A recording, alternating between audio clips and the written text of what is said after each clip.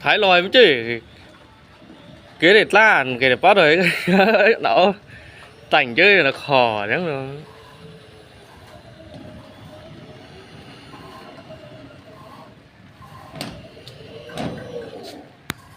Cái tiền này là bằng đó rồi. Nhất định phải kiếm thật nhiều tiền. Sau này ổn định rồi, tôi sẽ bù đắp cho những tháng ngày tuổi trẻ vất vả của tôi.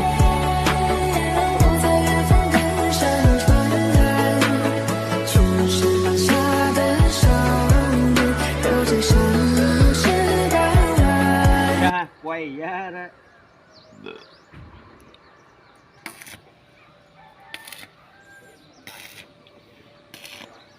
Kiếp lá thê nhờ.